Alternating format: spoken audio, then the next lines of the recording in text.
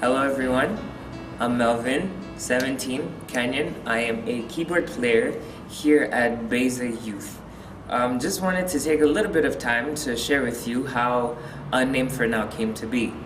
May 10th, 2013, during Friday night service, the Holy Spirit really moved through service, and we declared as a generation that we will serve God and God alone. We've tried a lot of other things, but true satisfaction, true purpose, true meaning we found in God.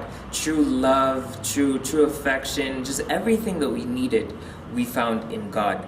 And we declared as a generation that we're giving our hearts fully to God, not only as individuals but as a generation.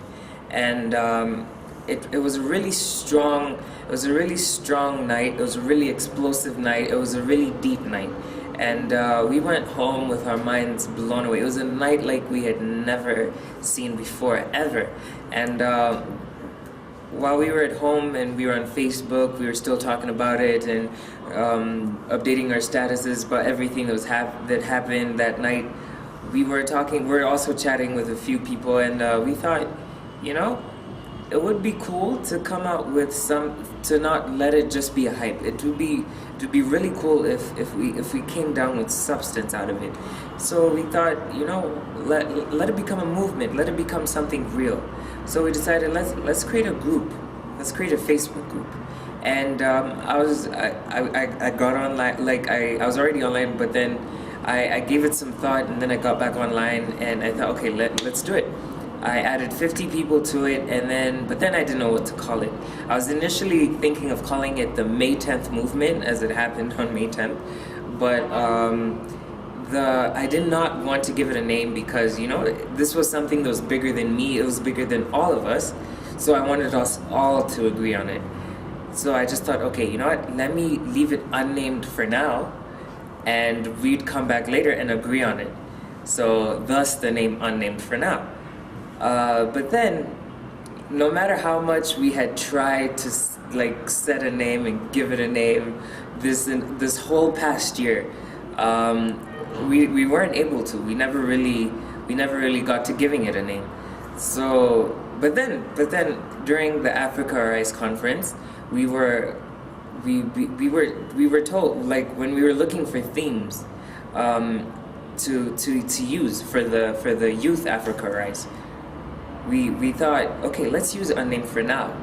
And then we thought, okay, how do we give a meaning to Unnamed for Now? Because, that's not something we put much thought into it. I barely gave it 2 seconds of thought when I named it. It's not something that we give. How do we give it meaning? How do we give it life? How do we give it, how do we draw something out of it? So God gave us a word in Malachi chapter 4, verse 5 up to 6, stating that before the day of the Lord, the hearts of the fathers will turn back to the hearts of the sons, and the hearts of the sons will turn back to the hearts of the fathers. And how does all this connect with Unnamed for Now? Let's look at the name Unnamed. What sort of things do you find that are unnamed? And the first thing that came into our heads was infants. It's one of the most important steps a family takes is naming a child. And we looked at it, and we looked at infants. We saw how they're vulnerable, we saw how they're dependent, we saw how on their own they're really nothing. They don't know anything, they're not capable of anything at all. So we thought, let's put aside, let's become like infants. Let's put aside all these things. Let's put aside what we know, what we think we know. Let's put aside our titles. Let's put aside all of these things and become vulnerable and give our fathers the opportunity and the platform to come name us, so that in the process our hearts agree, so that we're not doing one thing and our fathers are doing another. Before you succeed in anything in life, you have to name what you want to succeed in. There has to be a name. Doctors, presidents, politicians, businessmen, economists, name it. You have to define and name the area that you want to succeed in.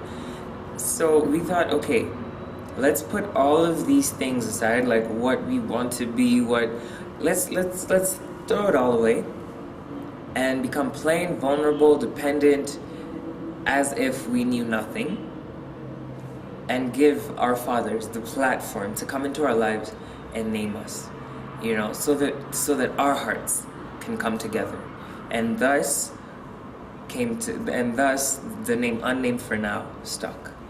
So this is how Unnamed-For-Now came to be established. It became more than just a Facebook group with a group of buddies, and no, it's a movement. This is what we stand for. This is our vision. This is what we believe in. For Africa to arise, the father's hearts, the hearts of the father and the hearts of the son have to turn to each other. So we encourage you, we urge you, if you believe in this also, come join us. Let's unite. It's not my movement, it's not yours. Let's unite and make it our thing and march towards this together.